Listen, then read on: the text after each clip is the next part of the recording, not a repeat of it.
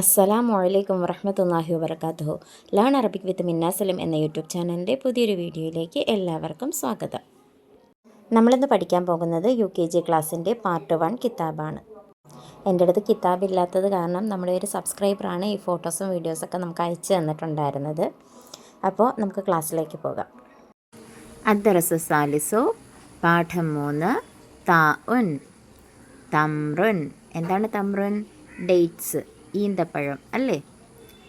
താ താ താ താ തി തു ബിത്ത് തുൻ. ആ ബ ത അബത്ത.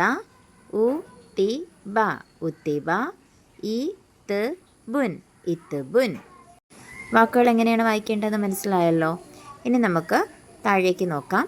അക്ഷരത്തിൻ്റെ ചിത്രം ഒട്ടിക്കാൻ ഒരു കോളമുണ്ട്. ചിത്രം എഴുതി ഒട്ടിക്കുക.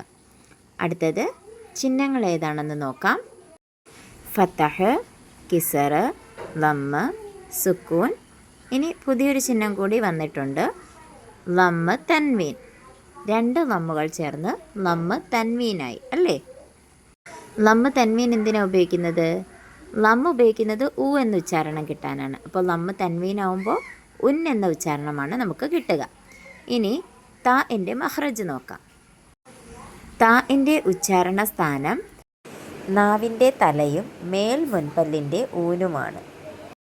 ഇത്രയും കാര്യങ്ങൾ മനസ്സിലായല്ലോ. ഇനി നമുക്ക് അടുത്ത പേജിലേക്ക് പോകാം. അടുത്ത പേജിൽ ആക്ടിവിറ്റിയാണുള്ളത്. അക്ഷരങ്ങളും വാക്കുകളും പകർത്തി എഴുതാനും വായിക്കാനുമൊക്കെയാണ് ആക്ടിവിറ്റി.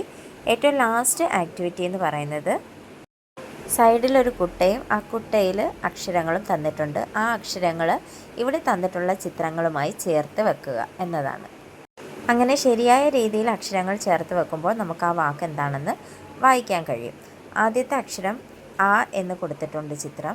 അലിഫ് വെച്ച് നമ്മൾ ഏത് വാക്കായിരുന്നു പഠിച്ചത്? അബുൻ എന്ന വാക്കായിരുന്നു പഠിച്ചത് അല്ലേ. അപ്പോൾ ബുൻ എന്ന അക്ഷരം ഉണ്ടോ എന്ന് നോക്കിയേ.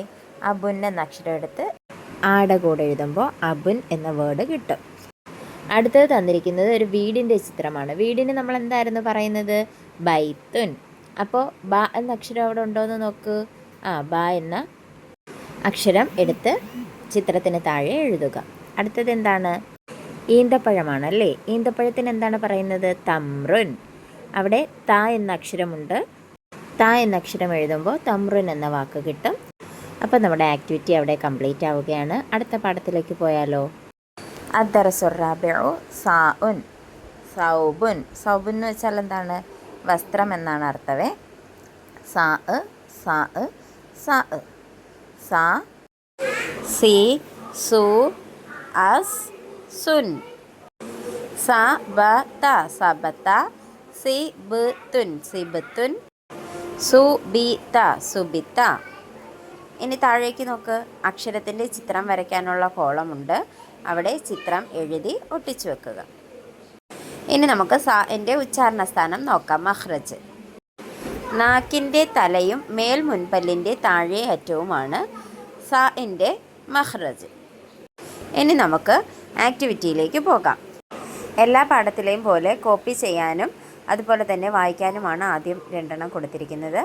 അടുത്തത് രണ്ടാമത്തെ കോളത്തിലുള്ള അക്ഷരത്തിന് ഏത് നിറമാണ് നൽകിയിരിക്കുന്നതെന്ന് നോക്കി ആദ്യത്തെ കോളത്തിൽ അതേ അക്ഷരം നിറം കൊടുക്കുക.